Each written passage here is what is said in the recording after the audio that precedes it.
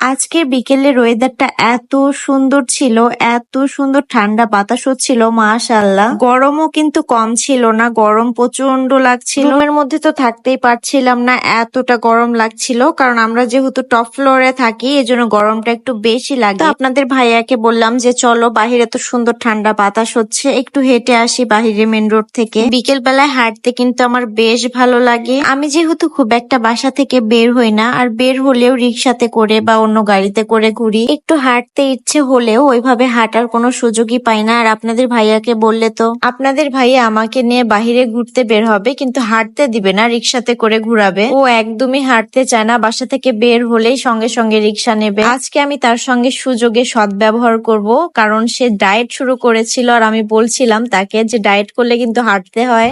এ দেখেন সন্ধ্যা হয়ে গেছে, তারপরও ও হাঁটবে। বলতেছি যে রিক্সা নিব, কোনো শুনতেছে না। হ্যাঁ, আর তুমি না ডায়েট করতেছো, তোমার জন্য একটু হাঁটতে গেছি। ডায়েটের আর কি হচ্ছে? এখানে অনেক মজা লাগতেছে হাঁটতে আসলে। পচা নদী।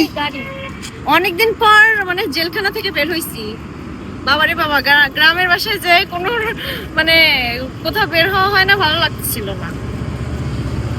পাশে পচা একটা নদী।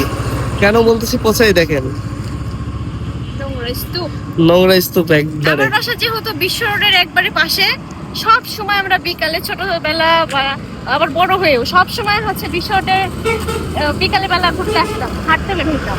বিয়ের পর থেকে আর হাঁটাই হয় না, সবসময় রিক্সায় চড়ো, রিক্সায় চড়ো, রিক্সায় চড়ো। কেন হাঁটলে কি হবে? আসো। ও আজকে হাঁটতে বাজারে নিয়ে যাবে আমাকে। কি সুন্দর বাতাস হচ্ছে আর অনেক গাড়ি যাচ্ছে, ভালো লাগছে। তুমি না হাঁটলে চলে যাও, আমি একাই ডায়েট কন্ট্রোল শুরু করবো আজকে।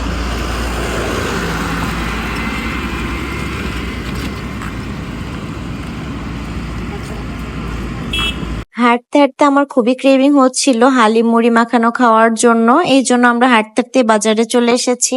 বাজারে একটি মামার দোকানে হালিম মুড়ি মাখানোটা খুবই মজা হয়, আমার অনেক বেশি খেতে ইচ্ছা করছিল। তো হাঁটতে হাঁটতে আমার বেশ ক্ষুধাও পেয়ে গিয়েছিল, এই জন্য মামার দোকানে নাস্তা করতে চলে এলাম। আপনারা অনেকেই ভাবতে পারেন যে আমি মুড়ি মাখানোকে হালিম মুড়ি কেন বলছি। আসলে মামা খুব সুন্দর করে মুড়ি মাখিয়ে নিয়ে তারপরে উপরে আবার হালিম দিয়ে দেয়, এই জন্যই আমি এটাকে হালিম মুড়ি বলি। আমার কাছে এই মুড়ি মাখানোটা কিন্তু খুবই মজার লাগে। এমনিতেই তো মুড়ি মাখানোটা এমনিই ভালো লাগে সবার, কিন্তু এর উপর মামা আবার হালিম দিয়ে দেয়, এই জন্য এই মুড়িটা অন্যরকম একটা টেস্ট লাগে খেতে। তো আমরা খাওয়া শেষ করে ওভারব্রিজের ওপর একটু দাঁড়িয়েছিলাম। আমার কিন্তু রাতের বেলা ওভারব্রিজের ওপর থেকে নিচে রাস্তা দেখতে খুবই ভালো লাগে। আমার আজকের ভিডিওটি এখানেই শেষ করছি। সবাই ভালো থাকবেন, আর আমার ইউটিউব চ্যানেল এবং ফেসবুক পেজটি অবশ্যই